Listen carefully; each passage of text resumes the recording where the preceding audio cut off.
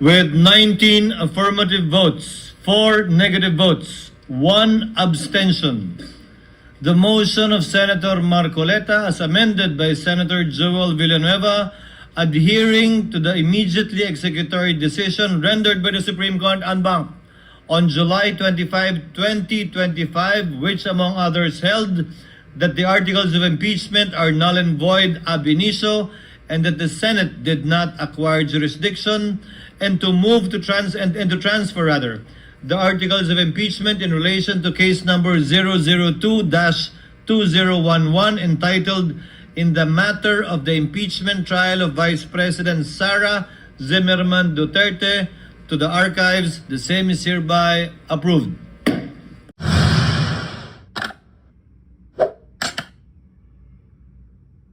Senator Cayetano Alan. Sir President, sabi po ng preamble ng Philippine Constitution, we, the sovereign Filipino people, imploring the aid of Almighty God in order to build a just and humane society and establish a government that shall embody our ideals and aspirations, promote the common good, conserve and develop our patrimony, and secure to ourselves and our posterity the blessing of independence and democracy under the rule of law, a regime of truth, justice, freedom, love, equality, peace, do ordain and promulgate this Constitution. Nanumpa po tayo na susundin natin tong Constitution na to. Madali pong sumumpa, mahirap to pa rin. Madali pong sumumpa na susundin kung naniniwala tayo sa desisyon. Paano kung hindi tayo naniniwala sa desisyon? Paano kung ang tinatanggal ngayong hapon na to ay si President Marcos at ayaw kong maging presidente si Vice President Sara Duterte? Will I have the courage to follow the same decision? That is the test I apply to myself today.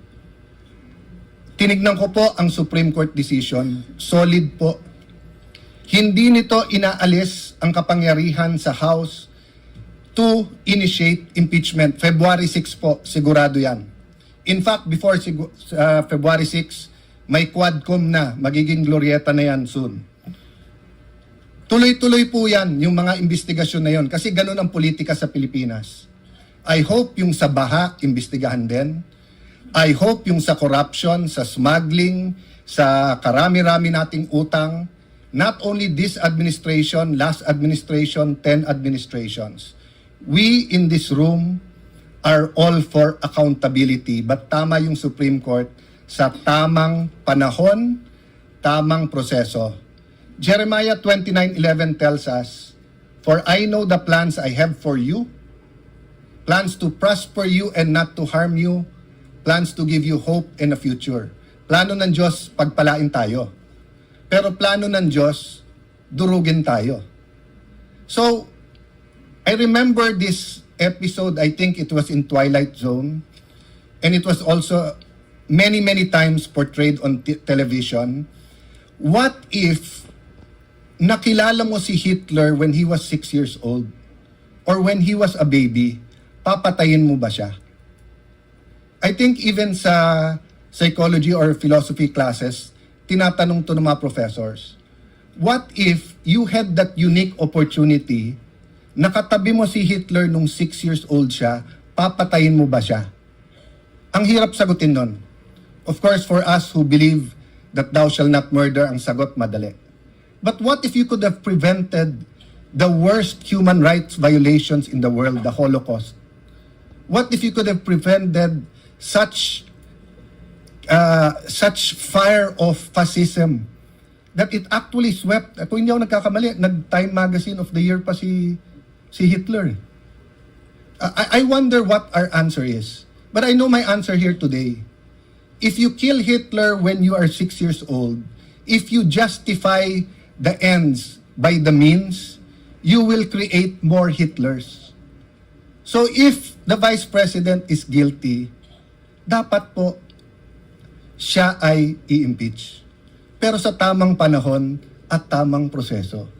Nagsalita ng Korte Suprema na mali ang proseso, mali ang panahon.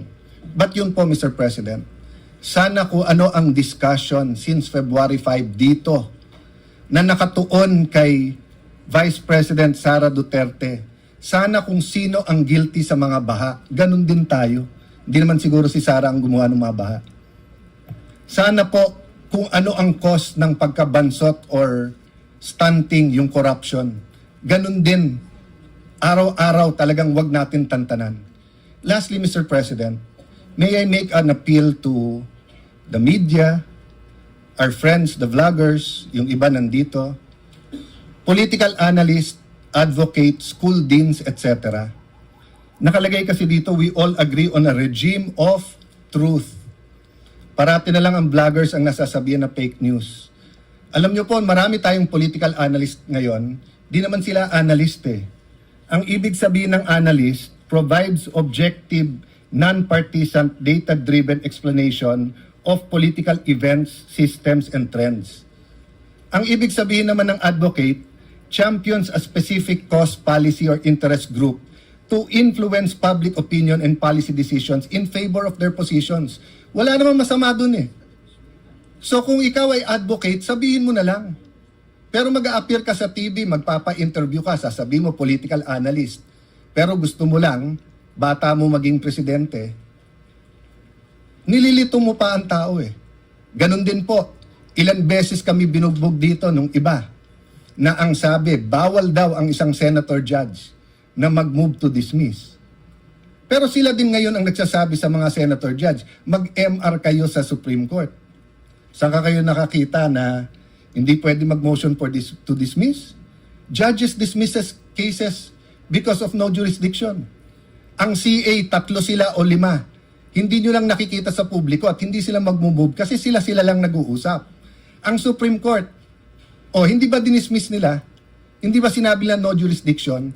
Tayo kasi dito nag-usap sa hall na to. So natural, hindi naman pwedeng si Senator Batorni ay tumingin lang sa akin tapos maisip niya, dismiss. Walang manifestation dito na hindi sinasabi. My point, Mr. President, is that yung sinabi ni Mahatma Gandhi nangyayari na sa Pilipinas eh. Sabi ni Mahatma Gandhi, if it's an eye for an eye, the whole world will go blind. Let's make our stand. Ilang beses ko narinig dito sa hall na to, ang taong bayan, ang taong bayan, ang taong bayan. Hindi ba naman lahat naman tayo halal ng taong bayan eh, di ba? Hindi ba pwedeng sabihin ko na lang, ang opinion ni Alan Cayetano, isa lang naman ako eh. Ang opinion ni Joel Villanueva, ang opinion ni Mocha Uson, isa lang naman siya. Pero yung sabihin ko sa inyo, guys, ang opinion ng civil society, ang opinion ng masa, ang opinion ng taong bayan, dapat makonvict. Are we not overstepping and are we not confusing rather than enlightening our political processes? Yes, you might think this is a different Alan Cayetano from the impeachment of President Estrada, impeachment of President Arroyo, impeachment of yung hindi natuloy na impeachment kay CJ Davide, sa impeachment ni CJ Corona. But aren't we supposed to be wiser? At hindi ba tama naman yung sinabi ng Supreme Court?